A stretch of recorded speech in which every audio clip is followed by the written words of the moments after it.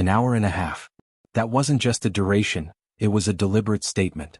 It was the length of time they orchestrated his wait, a calculated move that only the arrival of a titan, Mr. Alastair Finch, the CEO himself, could shatter. The glass doors of Summit Bank, a fortress of finance, slid open with a soft whoosh, releasing a gentle wave of cool, conditioned air onto the bustling sidewalk. Inside, the sharp, clean scent of fresh brewed coffee mingled subtly with the faint, rich aroma of polished leather, crafting an atmosphere of quiet, almost intimidating efficiency. Elias Thorn stepped across the threshold, his shoulders settling comfortably beneath the impeccable tailoring of his blazer. He wasn't nervous, the concept had long since become alien to him. He had walked into countless boardrooms, inked enough multi-million-dollar deals, and more importantly, built enough from the ground up to inherently know he belonged in any room he chose to enter. He simply needed them to realize it too. His appointment was set for 11 a.m. sharp. There was no reason to anticipate anything less than seamless professionalism. The bank's lobby was a meticulously curated tableau, a blend of sleek modern luxury and the undeniable weight of old-world wealth. Desks crafted from lustrous mahogany, partitions of cool, unblemished glass, and strategic gold accents caught the light, glinting just enough to whisper of the immense sums that resided within these walls. It was a space meticulously designed to impress, to command respect before a single word was uttered. The receptionist, a woman whose nameplate read Brenda, her dark hair pulled back in a severe, tightly pinned bun, glanced up as he approached. Her expression held an air of practiced disinterest, her gaze sliding over him without truly lingering. "Welcome to Summit Bank," she recited, her voice clipped and devoid of warmth. "Do you have an appointment?" "Elias Thorn," he stated, his voice calm and resonant as he placed his worn yet still elegant leather portfolio on the polished counter. "I have a meeting with Miss Sterling at 11. Brenda's fingers danced across her keyboard, her eyes barely flicking to the screen. "You're on the schedule," she confirmed, her tone remaining utterly neutral. "You can have a seat. She'll be with you soon." Elias offered a brief, polite nod, turning to the designated seating area. He chose a chair near the towering floor-to-ceiling windows, where the morning sunlight carved crisp, golden lines across the polished marble floors. A cluster of sharply dressed professionals stood by the bank of telephones, their hushed conversations punctuated by phrases like market shifts and investment opportunities. It was the kind of casual, easy banter one heard when people felt entirely at home, when they knew they belonged. Elias's fingers, almost instinctively, began a light, rhythmic drumming against the smooth leather of his briefcase. It was 10 a.m. He was early, he always was. The minutes, however, began to stretch, each one feeling heavier than the last. 11:05, 11:15. At first he dismissed it. Banks, after all, weren't immune to the occasional delay. But after 20 minutes, a quiet unease began to settle over him, and he started to observe the flow of people with a sharper, more scrutinizing eye. A man in a charcoal suit, perhaps in his early 30s, checked in with Brenda. Less than 5 minutes later, a young, eager banker appeared, ushering him smoothly past the frosted glass doors that led to the executive offices. Then a woman in a cream-colored blazer arrived. No appointment, from what Elias could discern, just a casual, almost chummy exchange with Brenda, before she too was escorted inside. His name remained uncalled. He checked his watch again. 11:30 a.m. Something was undeniably off. Elias's fingers tapped a little more insistently against his briefcase as he watched the ceaseless procession of individuals.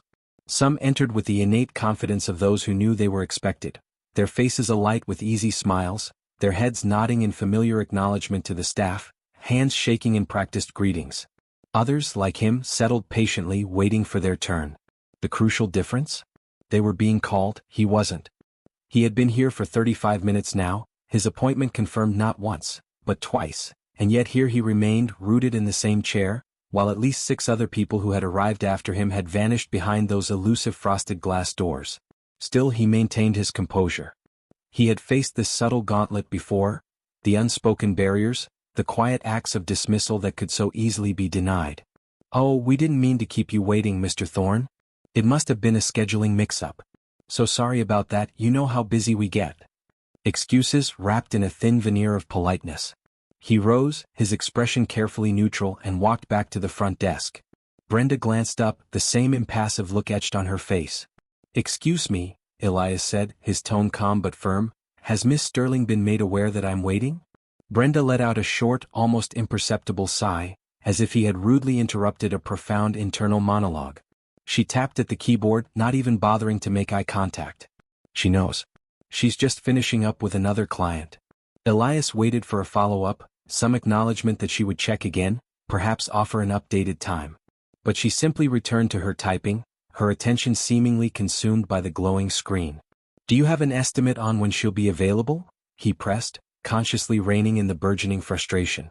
Brenda barely glanced at the screen before offering a dismissive shrug. "It shouldn't be much longer." Elias exhaled slowly, steadying himself. It wasn't merely the words, it was the way they were delivered. No urgency, no genuine effort to verify, just another brushed-off response, designed purely to pacify him. And then, right before his eyes, it happened again. A woman in a sharp navy blue dress walked in, her designer handbag swaying casually at her side. She was mid-conversation on her phone, her voice carrying a light, almost carefree tone. Brenda's posture transformed instantly, her shoulders relaxing, her lips curving into something that genuinely resembled a warm smile. "Good morning, Mrs. Albright," she said, her voice lighter, more polished. The woman offered a polite nod, barely needing to pause before a young banker materialized at her side, ushering her seamlessly toward the executive offices. No waiting, no questions, no empty promises of soon. Elias let out a slow, deliberate breath. He had been here for almost an hour.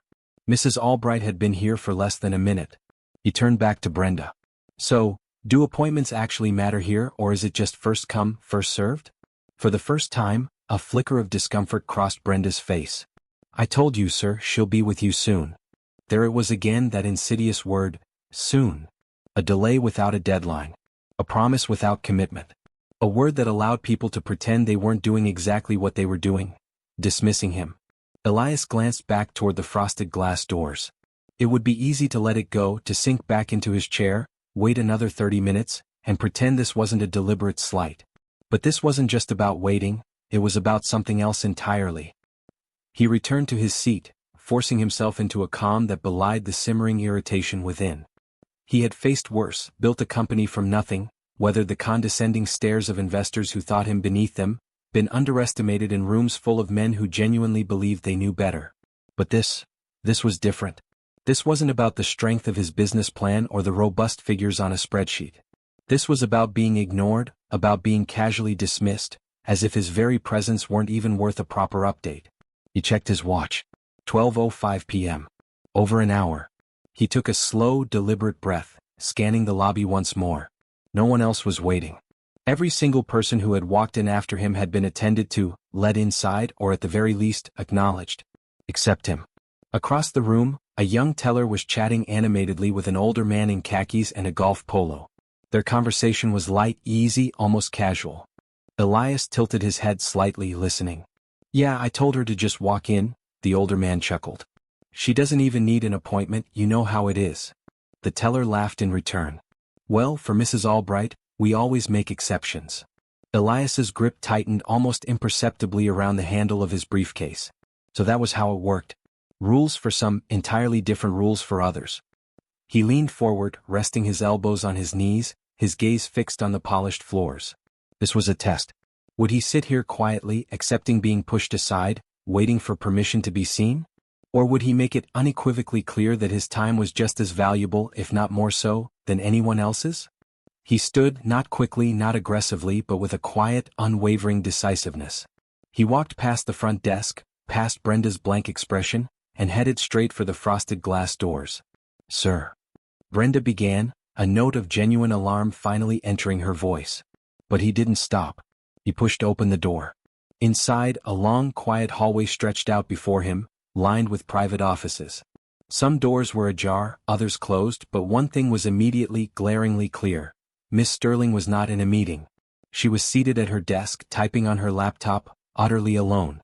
She looked up, her expression shifting from surprise to raw irritation in an instant.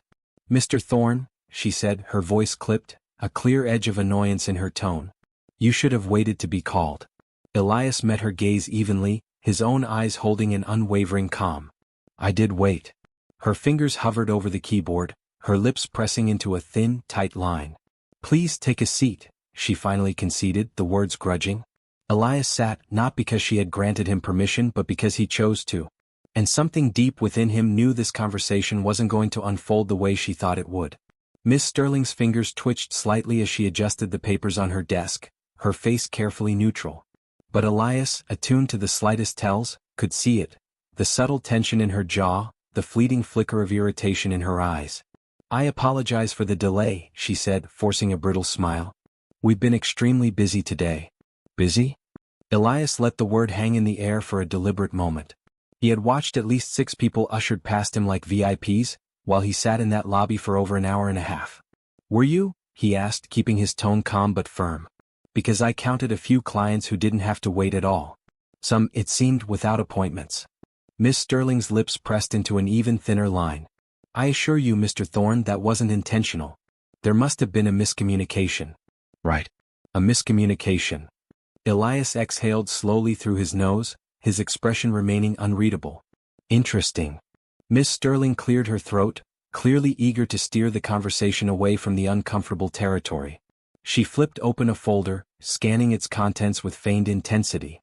"Now let's discuss your loan application," she said, her voice regaining that polished, dismissive edge. "I've had a chance to review it, and while your finances are impressive, we do have strict criteria for approvals, especially given the current lending climate. I'm afraid we'll need more assurances before we can proceed." She barely finished her sentence before the door to her office swung open with a quiet but definitive click. The entire energy in the room shifted instantly. The hallway, which had been silent moments ago, was suddenly filled with the low, authoritative hum of voices. Not just any voices, these carried palpable weight. 3 men stepped inside, all in impeccably tailored suits, their presence unmistakably authoritative. Elias didn't need to guess who they were. These were the people who truly mattered at this bank, the executives, the decision-makers, the kind of men whose approval meant everything in an institution of this magnitude. And at the front of them was a familiar face. Mr. Alastair Finch, CEO of Summit Bank. And a man who very much knew exactly who Elias Thorn was. Alastair's sharp, assessing eyes swept the room, pausing briefly over Miss Sterling's rigid posture, before landing squarely on Elias. His face, previously composed, lit up with instant recognition. "Elias," he boomed, breaking into a genuine broad smile. "What the hell are you doing here?" Miss Sterling froze, her eyes widening almost imperceptibly. Elias rose, shaking Alastair's hand firmly. "Hey Alastair. Been a while." "It has." Alastair clapped him warmly on the shoulder. "You still running Thorn Strategies? Still growing it?" "Still growing it," Elias replied smoothly, his gaze briefly flicking to Miss Sterling, whose fingers were now tightening into white-knuckled fists around the folder on her desk. Alastair turned, his easy smile fading as he looked at Miss Sterling, his expression now serious, even dangerous. "How long has Elias been waiting?" Silence. Miss Sterling opened her mouth, but no words emerged. Elias didn't answer right away. He let the question hang, let the full weight of it settle over her, over the entire room. "About an hour and a half," he finally said, his voice flat, devoid of emotion. Alastair's face didn't change dramatically, no theatrical explosion of anger. But Elias saw the subtle tick in his jaw, the slight narrowing of his eyes. "An hour and a half?" Alastair repeated, his tone deceptively light, almost conversational. "You had Elias Thorn waiting for an hour and a half?" Miss Sterling scrambled for words. There was a scheduling issue. Alastair didn't even look at her, his attention still fixed entirely on Elias. "You should have called me directly," he said, his voice softer now but with an underlying steel. "I would have made sure you were taken care of." Elias offered a small, knowing smile. "Didn't think I needed to." Alastair exhaled, shaking his head slowly. He turned to Miss Sterling, his smile now completely gone, replaced by an expression of cold, professional displeasure. "Miss Sterling," he said, his voice calm but with an unmistakable finality, "step outside for a moment." Miss Sterling's face was now a shade paler than before, her hands tightening into fists before she visibly forced herself to unclench them. "Of course," she managed, standing quickly and exiting the office without another word. The moment the door clicked shut, the palpable tension in the room lingered. Alastair let out a slow breath, shaking his head again as he took a seat across from Elias. The other 2 executives remained standing nearby, exchanging quick, subtle glances but saying nothing. "This isn't how we do things here," Alastair said finally, his tone steady but clipped. Elias tilted his head slightly. "Seems like it is." Alistair let that sit for a second. He didn't argue. He didn't try to make excuses. Because men like him, men who sat at the very pinnacle of power, knew when something had gone profoundly wrong. And right now he was calculating exactly how big of a problem this was. Elias Thorn wasn't just some walk-in client, some random loan applicant. He had built a multi-million-dollar consulting firm from nothing. His reputation carried immense weight in business circles. He knew people, influential people who trusted his word implicitly. And now he had a story. Alistair sat back in his chair, steepling his fingers, his gaze fixed on Elias. "Tell me what happened." Elias didn't sugarcoat it. He recounted everything: the confirmed appointment, the excruciating wait, the deliberate procession of others ushered in before him. He detailed Brenda's dismissive attitude, Miss Sterling's chilling indifference, the way she had tried to brush him off as if he were just another insignificant name on a long list. Alistair didn't interrupt, his expression unreadable. The other two executives listened with an almost unnerving intensity. When Elias finished, the silence stretched for a profound moment. Then Alistair exhaled. "I appreciate you telling me," he said, his voice low. "And I'll be honest, Elias. I'm pissed." Elias leaned back slightly. "Why?" Alistair let out a short, humorless chuckle. "Because this is the kind of thing that wrecks reputations. We've worked too damn hard to build this institution's credibility, its trust. And now I have to clean up a mess I didn't even know existed." He turned to one of the standing executives. "Make sure Miss Sterling is off the floor immediately. We'll have a conversation later." The man nodded once and stepped out without another word. Alistair turned back to Elias, his gaze direct. "That loan application you submitted? I assume it was solid?" Elias simply tapped his briefcase. "See for yourself." Alistair took the folder and flipped through it with practiced speed. He barely made it through the first few pages, his eyes scanning key figures and projections before shaking his head. This shouldn't have even been a question. He cast another swift glance at the remaining executive. "Fast track it. I want an approval on my desk by end of the day." Elias raised an eyebrow, a flicker of something akin to amusement in his eyes. "Just like that." Alistair met his gaze, his expression firm. "You should have had it 2 hours ago." "I'm fixing the mistake." Elias considered that. This wasn't about generosity. It wasn't about making things right, not entirely. It was about control. It was about damage limitation, about ensuring that the story stopped here in this office, before it bled into places Alistair Finch didn't want it to reach. And Elias understood that game better than anyone.